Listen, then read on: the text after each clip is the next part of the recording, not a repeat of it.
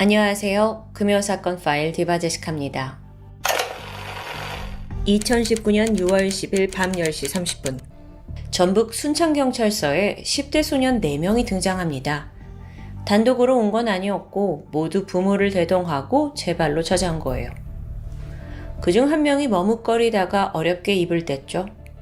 저희가 게임을 좀 하다가요. 친구가 벌칙을 받았는데 상태가 좀 안 좋은 것 같아요. 놀란 경찰은 그 친구가 쓰러져 있는 자취방의 주소를 확보해요. 근데 거긴 이 경찰서가 있는 순창 지역이 아니었습니다. 광주광역시래요. 아니 그럼 얘네들은 왜 지금 50km나 떨어진 여기 순창에 와서 신고를 하는 걸까요? 자, 우선 그 피해자의 상태가 중요합니다. 그래서 경찰이 그 해당 관할인 광주 북부경찰서에 서둘러 연락을 취했어요. 그쪽에서 경찰을 보냈고 광주시 북구 두암동에 위치한 원룸을 방문합니다. 강제로 문을 개방하자마자 아수라장이 된 실내가 보였어요. 좁은 원룸인데 온갖 이불, 옷까지 먹다만 과자, 음료수 막 잡동사니가 널브러져 있고 그 가운데 쓰러져 있는 남성이 보였습니다. 피해자 19살 A군이었습니다. 그는 이미 숨이 멎은 상태예요. 근데 한눈에도 이 시신의 상태가 너무 참혹했죠. 얼굴과 온 몸에 시퍼런 피멍이 있는 건 당연했고 젖꼭지가 전부 뭉개져 있고 복부는요 피멍이 너무 심해서 배꼽의 위치를 찾기 힘듭니다. 또 왼쪽 귀는 피가 가득 차서 혈관이 부어 있어요. 거기에 더해 뼈와 장기도 온전치 못하죠. 늑골을 비롯해서 갈비뼈 3대 부러졌고 전신 근육은 물론이고 심지어 간과 항문까지 파열된 상황이었습니다. 추부검 결과 사망 원인은 강한 외력에 의한 출혈, 심각한 근육 손상, 그로 인한 급성 신부전이었습니다. 아니 이게 게임 벌칙으로 가능한 일인가요? 이거 그냥 막말로 애를 죽일 때까지 패고 괴롭힌 거잖아요. 경찰에 자수한 4명의 가해 청년들, 자초지종을 물었습니다. 그러자 이들이 설명하는 게임이라는 게 너무 어이가 없고 황당해요. 이 게임의 이름은 일명 패드립 놀이. 가해자 넷이 피해자한테 야, 너 우리 4명 중에 1명 지목해봐 라고 시켜요. 그리고 그 지목한 사람의 부모 욕을 하라고 강요합니다. 아, 빨리 해. 이거 게임이잖아. 우리 부모 욕하라고. 그래서 이걸 못 이기던 피해자 A군이 욕을 하잖아요. 그럼 그 말을 하자마자 반응이 싸늘해졌죠. 뭐야? 이 새끼 진짜 욕했네? 너 패드립하냐? 기분이 나쁘다면서 무리가 다 몰려들어서 A군을 폭행합니다. 이거 집단 폭행이잖아요. 정상적인 친구라면 절대 있을 수 없는 상황이고요. 그 게임은 그렇게 3시간 동안 이어졌고 A군이 결국 정신을 잃었다는 게 가해자들의 주장이에요. 아, 너 이런 애들 정말 너무 싫어. 제가 감정을 좀 추스리고 이들의 그 비정상적인 관계 좀 되짚어보려고 합니다. 사건 1년 전이었어요. 때는 2018년인데 고3이던 A군이 경남에 살던 가족과 떨어져서 혼자 광주로 이사를 옵니다. 취업을 위해서요. A군의 집안은 형편이 넉넉하지 못했습니다. 아버지가 일찍 돌아가시면서 어머니 홀로 3남매를 키웠고 A군은 그 중에 막내였어요. 형과 누나 모두 성인이 되자마자 취업 전선에 뛰어들면서 A군 역시 가족의 짐을 덜기 위해 일찍 직장을 갖길 원했던 거고요. 그 과정에서 알게 된 게 바로 광주에 있는 직업 전문 학교였습니다. 홀로 광주로 왔고 여기서 생활을 하다가 또래 친구를 만나게 돼요. 그게 2000년생의 옹군, 최군, 그리고 2001년생의 허군과 지군이었죠. 얘네들이 바로 A군을 폭행한 가해자들입니다. 사실 이들은 해당 직업학교에서도 소위 문제아로 불리는 무리였습니다. 한 명은 이미 소년원을 다녀온 전과도 있었고요. 전에도 학교에서 만난 다른 학생들을 수차례 폭력한 이력이 있더라고요. 근데 그럼에도 불구하고 A군은 처음엔 무리와 곧잘 지냈죠. 워낙 이 A군 성격이 남의 요구를 잘 거절하지 못하는 편이라고 해요. 사실 이 관계가 동등했다라고 보기보다는 그냥 아이들의 심부름을 해주면서 가까워진 것 같습니다. 그러다 본색이 드러난 건 2019년 3월. 무리들이 자기네가 내는 월세가 너무 아깝다면서 A군에게 함께 살자고 제안합니다. 그리고 거절 못하는 성격의 A군은 이걸 받아들였고요. 이때부터 피해자를 향한 이 무리의 교묘한 괴롭힘이 시작되는데, 우선 A군이 좀 또래보다 말이 어눌하고 행동이 느린 편이었습니다. 네 사람은 그런 A군을 마치 자기들의 하수인처럼 부린 거예요. 처음에는 가서 담배 좀 사와. 야야야, 나 그 먹고 싶은 과자랑 음료수 그것 좀 사다 줘. 잔심부름으로 시작됩니다. 근데 A군의 행동이 조금이라도 느리면 새끼가 하면서 막 다짜고짜 때리고, 그냥 때린 게 아니에요. 청소기 들고 때리고, 목발 같은 대옥으로 때리고. 집단 폭행이 날이 갈수록 거세졌습니다. 또 같이 지나다 보니 A군이 특히나 물을 무서워한다는 걸 알게 돼요. 그때부터 물고문이 자행되었죠. 욕실 세면대에다가 물을 받고 A군의 머리를 막 담가 놓는 거예요. 이렇게 괴롭히면서 가해자들은 비웃고 놀리고, 그런 상습적인 폭언과 폭력의 공포 속에 A군은 점점 주눅이 들어가요. 무력감이 드는 나머지 경찰에 신고하지도 또 도망치지도 못했습니다. 그럼 이렇게까지 괴롭히는 이유가 뭐였냐? 금품갈취가 목적이에요. 돈 뺏으려고요.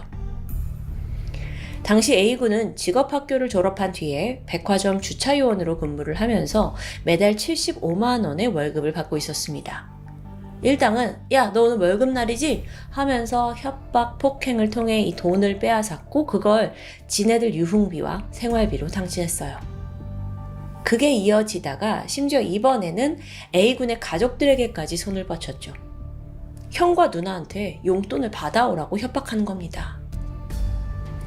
사건이 있기 한 달 전, 타지에 살던 A군의 누나가 동생으로부터 연락을 받게 됩니다. 친구한테 40만 원을 빌렸는데 제때 갚지 못해서 곤란하다는 거예요. 누나는 그 당시만 해도 동생이 버는 거에 비해 생활비가 모자라겠구나 생각을 해서 선뜻 그 40만 원을 메꿔줍니다. 근데 몇 주 지나서 또 연락이 왔어요. 이번에는 뭐라고 하냐면, 누나, 친구랑 내가 술을 마시다가 내 실수로 친구 핸드폰을 하수구에 빠뜨렸어. 이걸 보상해줘야 된다면서 100만 원을 보내달라는 동생의 부탁. 누나는 이상한 낌새를 느꼈습니다. 그래서 혹시나 하는 마음에 이걸 큰오빠한테 전화해서 상의를 하거든요. 놀라운 사실이 드러났죠. 큰형 역시 똑같은 내용의 전화를 받았다는 거예요. 그래서 그때 큰형이 야, 그거 너 진짜 맞아? 하면서 그 A군의 친구라는 사람과 통화를 하게 되는데요.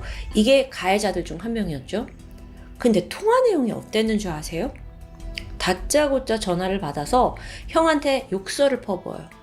아니 때문에 핸드폰이 없어졌는데 가족이면 대신 보상해줘야죠 하고 막 무섭게 따져댑니다. 근데 이런 반응이 진짜 친구 맞아요? 가족들은 당연히 의심했고 아무도 결국엔 돈을 보내주지 않았는데요. 근데 더 나아가서 이런 연락을 받은 건 가족만이 아니라 A군의 친구들도 있었습니다. 돈을 빌려달라고 계속 연락이 오는 거죠. 처음 요청한 액수는 한 80만 원 정도? 근데 친구들이 한 명씩 거절을 하니까 그 단위가 점점 낮아지기도 해요. 나중에는 야, 그냥 나 10만 원이라도 좀 보내주면 안 되냐? 하고 애원을 했고요. 이 모두 가해자들의 강요와 협박으로 인한 행동이었습니다. 그러던 6월 5일 누나에게 또다시 연락이 왔어요. 누나 나한테 100만 원까지 못 주더라도 20만 원 정도는 줄 수 있지 않아? 이런 진짜 간절한 호소였죠. 누나는 너 돈을 도대체 어디에 쓰려고 그러니? 너 월급 받는 건 어떻게 쓰니? 꼬치꼬치 물었습니다. 걱정되니까요. 근데 A군은 결국 아무런 대답도 하지 못했고, 누나는 너 이런 식으로 자꾸 돈 타면 안 돼 하면서 동생의 부탁을 거절해요. 그리고 이게 동생과의 마지막 통화였죠. 그로부터 3일 후인 6월 8일, 4명의 가해자들은 자취방에서 다 같이 배달 음식을 시켜 먹습니다. 그러다 대뜸 패드립 놀이를 시작했고요. 당연하게도 타겟은 원래부터 처음부터 A군이었어요.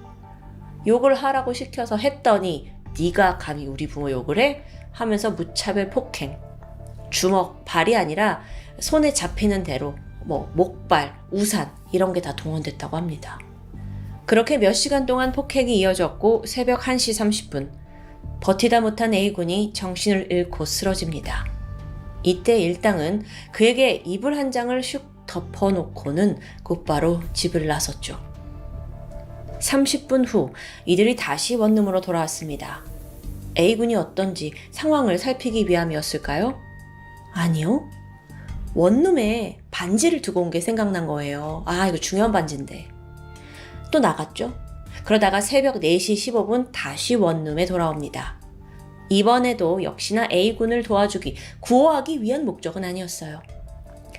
차디찬 방바닥에 쓰러진 A군을 보고도 가해자들은 그대로 방치했고 대신에 그의 휴대폰을 챙겼죠. 뒤늦게 정신을 차리고 신고할까 봐요. 이후 무리는 빌린 렌터카를 타고 전북 순창으로 향했습니다. 거긴 가해자 중 옹군의 고향이에요. 거기서 어쩔 수 없이 부모를 만나 여태까지의 자초지정을 털어놓았는데 부모가 너네 이러면 안 된다, 자수해야 된다 설득이 이어졌고 결국 6월 10일 밤 순창경찰서를 찾아가 자수를 한 겁니다. 그 사이에 A군은 싸늘한 원룸에서 이틀을 방치된 채 숨을 거두고 말았고요. 그래요. 이 가해자들이 자수를 한 건 맞아요. 그럼 그게 어떤 대단한 죄책감 때문에 그랬냐? 아닙니다. 가해자들이 주장하길 부모 욕을 하길래 기분이 나빠서 좀 때린 게 이렇게 된 거다 라는 거예요. 그래서 사건 초반만 하더라도 이들의 혐의는 단순히 폭행치사였죠. 쉽게 풀어 말하자면 사람을 때려 죽게 한 죄인데 이게 살인과는 엄연히 다릅니다. 처음부터 죽이려는 고의성이 없었다고 보기 때문이에요. 그러니까 치사 쪽을 받으면 당연히 형량이 더 낮죠. 그러다 얼마 후에 수사를 해본 경찰이 아니 피해자 시신 이거 왜 이래? 이거 너무 참혹하잖아. 의문을 품게 됩니다. 부검의 역시 A군이 그날의 폭행이 아니었더라도 이미 몸 상태가 매우 심각했다는 소견을 내놨고요. 평소에도 허리를 제대로 펴지 못하고 눈을 뜰 수 없을 정도의 상태가 의심됐어요. 그럼 이거 지금 하루 이틀 한 폭행이 아니란 거잖아요. 경찰은 즉각 가해자들 휴대폰 압수해서 디지털 포렌식을 진행합니다. 그러자 그 안에서 새로운 증거들이 쏟아져 나왔죠. 피해자를 물고문하는 모습, 폭행당한 피해자를 나체로 촬영한 모습, 심지어 그 옆에서 쓰러진 피해자를 조롱하는 랩을 하는 인간 이하의 장면들이었습니다.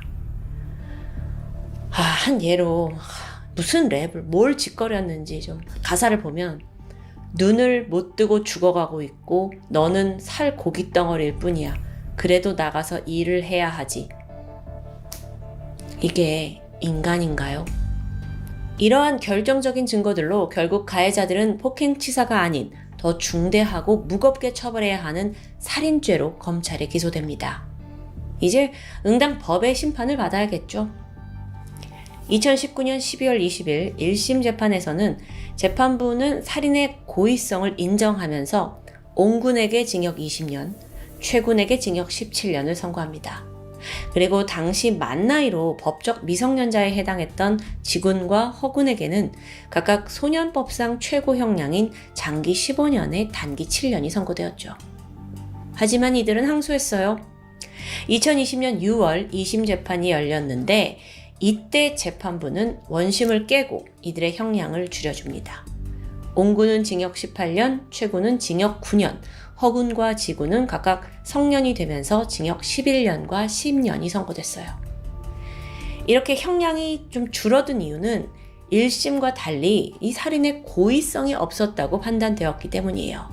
고의성이 없었다고요? 정말 그럴까요? 당시 재판문의 판결문을 보면 폭력 행사에 가담을 하긴 했지만 피해자의 사망, 이 결과 발생의 위험을 무시한 채 살해 행위를 했다고 보긴 어렵다. 네, 말도 참 어렵네요. 여기에 더해 일부 피고인은 초범이었고 또 유족과 합의를 했다는 점도 고려가 됐습니다. 선고는 대법원에서 확정되었는데 그렇게 받은 형량대로 이 가해자들이 언제 출소하는지 계산을 해봤더니 옹구는 2037년, 최구는 2028년, 허구는 2031년, 그리고 지구는 2030년에 만기 출소합니다. 재판 내내 이 가해자 4명의 모습은 참 뻔뻔했습니다. 고의로 죽인 게 아니다 라고 주장했거든요. 사람을 그렇게 무자비하게 죽을 만큼 때려놓고 죽을 줄은 몰랐다는 이 변명, 저는 너무 치가 떨리는데요. 참고로 이들이 재판 후 구치소로 이송되는 과정에서 찍힌 그 사진들도 논란입니다. 눈에 띄는 건 명품 브랜드의 모자, 그 외에도 수십만 원에 달하는 브랜드 옷을 입고 있죠. 이것들이 진짜냐 아니냐를 떠나서 과연 이들이 무슨 돈으로 이걸 구매했는지 저는 그게 더 열받습니다. 사람 구걸시키고 끝내 때려 숨지게 한 그 A군의 재산은 아니었을까요? 한편 유가족 A군의 누나는 가장 후회되는 기억으로 동생의 돈 부탁을 거절한 날을 꼽습니다. 그때 만약 자신이 돈을 보내줬더라면 조금이라도 동생이 좀 덜 맞지 않았을까 하는 후회가 든 거예요. 하지만 정말 참회하고 후회할 사람은 유가족이 아닌 가해자여야 하잖아요. 한 사람의 생명의 무게에 비하면 그들의 형량은 가볍기 그지없습니다. 그나마 그 시간 속에서라도 가해자들이 자신들의 비열함을 뼈저리게 뉘우치길 바랄 뿐입니다. 지금까지 금요사건 파일 디바제시카입니다.